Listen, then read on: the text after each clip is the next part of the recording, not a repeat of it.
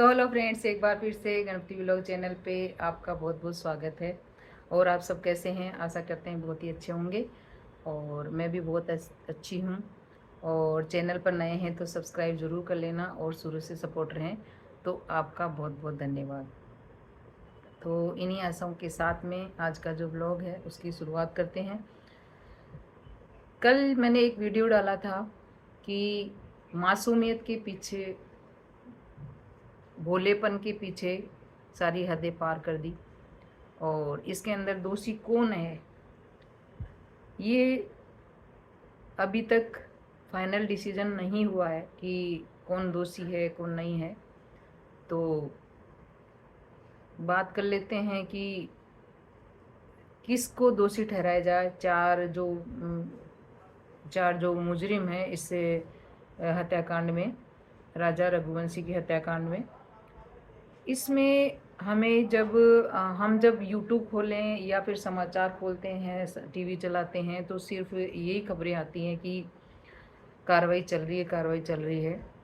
और सोनम जो है अभी तक किस तरह से उस मास्टरमाइंड लेडी ने किस तरह से इस जो कांड किया है उसको अंजाम दिया है और किन किन की सहायता उसने ली है, ये सब जो है उस पे चैनलों पे दिखाया जा रहा है।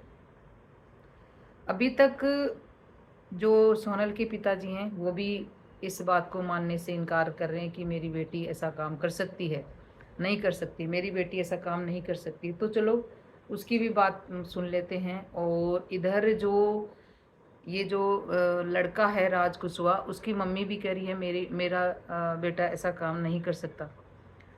अगर कि सोनम के पिताजी कह रहे हैं कि मेरी बेटी ऐसा काम नहीं कर सकती, और उधर राज कुशवाहा जो है लड़का है उसकी मम्मी कह रही है कि मेरा बेटा ऐसा काम नहीं कर सकता, तो फिर ये काम किया किसने? अगर दोनों के माँ बाप ऐसे बोल रहे हैं कि मेरी बेटी ने ऐसा काम नहीं किया है, तो फिर किया किसने? ये एक सस्पेंस बना हुआ है। और अभी एक वीडियो और चल रहा है जिसमें राजा रघुवंशी है, उसकी माँ बहुत ज़ोर ज़ोर से रो रही है, और सोनम का भाई गोविंद है जो उसको गले लगा के वो भी कुछ ज़ोर ज़ोर से रो रहे हैं। और बहुत ही भावुक जो वीडियो है वो अपन देखते हैं। तो माँ का जो रोने का वो जो मतलब माँ और उसका भाई जब रो रहे हैं गले लग करके, तो बहुत ही एक दुख वाला जो वीडियो है वो चल रहा है यूट्यूब के ऊपर। और उसको सारे जो चैनल है खूब चला रहे हैं। और उसके लिए ये कहा जा रहा है कि भाई ने जो कदम उठाया वह बहुत ही समझदारी वाला कदम है। बहुत बड़ा कलेजा चाहिए और हिम्मत चाहिए सामना करने के लिए उस परिवार से जिसका बेटा निर्दोष मारा गया, जिसकी हत्या कर दी गई, जिसकी बेरहमी से 4 लोगों ने मिलकर के उसकी हत्या करी। ये सब क्यों बढ़ता जा रहा है क्राइम? हम यहाँ पे स्टोरी नहीं बता रहे हैं, हम यहाँ पे आपको मतलब जो आप देखते आ रहे हैं, मेरे को लगता है कि कई कमेंट तो ऐसे आएंगे कि आप क्या बता रहे हो, हम खुद ही यूट्यूब पे देखते आ रहे हैं या चैनल पे देखते आ रहे हैं या न्यूज़ चैनल पे देखते आ रहे हैं। तो मैं ये मैं यहाँ पे सिर्फ ये स्टोरी नहीं बताने आई हूँ, मैं ये बताने आई हूँ कि इस क्राइम की वजह क्या है। आए दिन ऐसी घटनाएं घटित होती रहती हैं। आए दिन कुछ शो हो जाती हैं, कुछ शो ऑफ हो जाती हैं। हमें दिखाया जाता है कि जैसे अब ये मैटर है, ये 8-10 दिन, 15 दिन, महीने भर चलेगा और उसके बाद में मैटर क्लोज। तो उन इन लोगों को जो जो ऐसे कांड करते हैं उनको इस चीज़ का बढ़ावा मिलता है कि इसके बाद क्या हुआ। इससे पहले मैंने कल भी बताया था, ड्रम वाला कांड हुआ। ड्रम वाले कांड का रिजल्ट क्या निकला, उसके साथ क्या किया गया। तो जो ड्रम वाला कांड हुआ उसके अंदर क्या रिजल्ट निकला, उसका ड्रम वाले का क्या रिजल्ट निकला, उससे पहले अतुल सुभाष जो है वो खत्म हुए, उसका क्या रिजल्ट निकला। क्या कभी सरकार ने, प्रशासन ने ये दिखाने की कोशिश करी कि इन लोगों के साथ में ऐसा बर्ताव किया गया?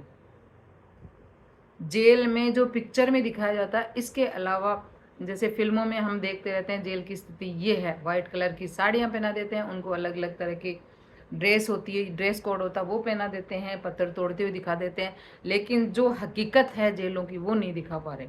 क्यों? क्योंकि इससे इससे अगर इसका रिजल्ट अगर पता होता हो किसी भी जो ये कर्म करने वाले हैं, जैसे ये जो हत्याकांड किया है वो ऐसे, तो उनको थोड़ा सा दिमाग के अंदर डर रहता कि अगर हम ऐसा कर दें तो हमारे साथ ऐसा हो सकता है और पूरी ज़िंदगी बर्बाद हो सकती है। उनको ये लगता है, उनको शायद मेरे हिसाब से ये लगता होगा कि 10-15 दिन में मीडिया करता रहेगा और उसके बाद वैसे के वैसे या तो पैसे देके छूट जाएंगे या फिर कैसे भी करके बाहर आ जाएंगे। बस उनको परिणाम दिखाना चाहिए कि इसका परिणाम ये होता है।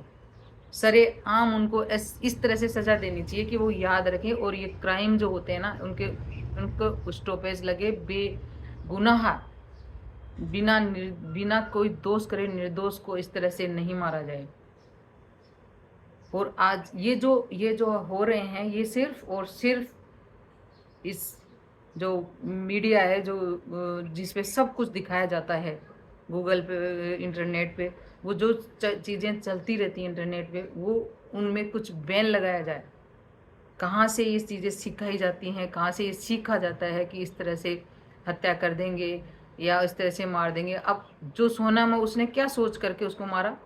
एक चैनल पे बताया जा रहा है कि उसने, जब वो मांगलिक थी और राजा रघुवंशी है वो भी मांगलिक है, तो उसने ये सुना कि इनकी दोनों की शादी हो जाएगी, मांगलिक मांगलिक, तो अगर कि वो विधवा हो जाती है तो जिससे वो दोबारा शादी करेगी उसकी उम्र बढ़ जाती है। अब कहाँ से सीखा, कहाँ से, कौन सी ज्योतिष शास्त्र में ऐसा लिखा हुआ है?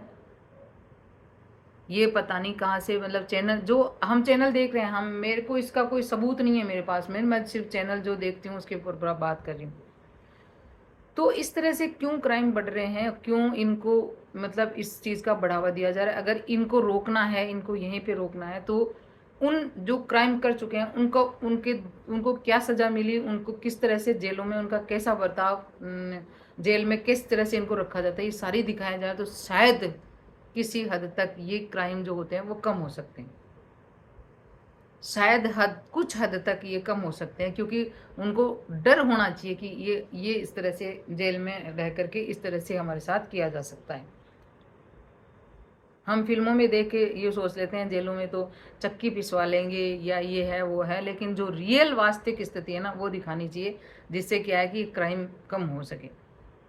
अब दूसरी तरफ जो राज कुशवाहा है, जो लड़का है, उसकी मम्मी, उसकी 3 बहनें हैं और 2020 में उसकी पापा की डेथ हो चुकी है।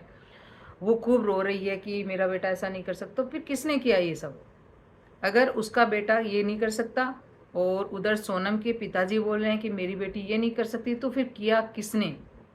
ये मुद्दा उठाया जा रहा है कि ये किया किसने, क्यों हमारे समाज में ऐसे कांड होते जा रहे हैं, क्यों ऐसे मतलब निर्दोष को बिना किसी बात की सजा दी जा रही है।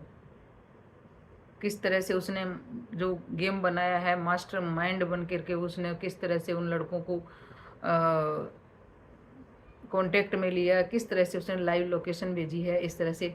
तो ये सब चीज़ें ये हमारे समाज की बहुत ही एक क्रूर समस्या है, जिसका समाधान ये सोच करके होना चाहिए कि ये जो कांड हुआ है ये लास्ट है और इसके बाद कभी भी भगवान न करे ऐसा कांड हो, किसी माँ का बेटा किसी से नहीं छीने, किसी भाई की बहन का भाई नहीं छीने, किसी भाई का भाई नहीं छीने, किसी माँ बाप की बिना औलाद की नहीं करे। तो हम यही चाहते हैं और प्रशासन से और सरकार से मेरी यही विनती है कि इनको ये जो सज़ाएं मिलती हैं, जो भी क्राइम करता है उनको ये सज़ाएं मिलती हैं, उनको थोड़ा सा जैसे करके। और मीडिया से भी मेरी यही है कि अगर आप चैनल चला रहे हैं तो पूरी जानकारी जब तक उसका रिज़ल्ट नहीं निकलता तब तक इससे न्यूज़ को भी टाइम टू टाइम चलाना चाहिए कि आज उसको ये सज़ा, कोर्ट ने ये सज़ा सुनाई है और इसके बाद उसको इस तरह से जेल में डाला गया है और अब देखो उसका क्या परिणाम निकलता है, और लास्ट तक उसको दिखाना चाहिए। तब ये क्राइम जो होते हैं वो कम होते रहेंगे, अन्यथा तो हमारे समाज में ये चलता ही रहेगा और सोनल आएगी और सोनम आएंगी और राजा रघुवंशी होंगे और इस तरह से जो चलता है वो चलता ही रहेगा। तो अब आप जिसमें सोनल दोषी नहीं बता रहे हैं, राज कुशवाहा दोषी हैं। फिर दोषी कौन है, आप मुझे कमेंट करके ज़रूर बताना कमेंट बॉक्स में। और चैनल पर नए हैं तो सब्सक्राइब कर ले और वीडियो को शेयर ज़रूर कर देना इन्हीं आशाओं के साथ में। जय श्री राम।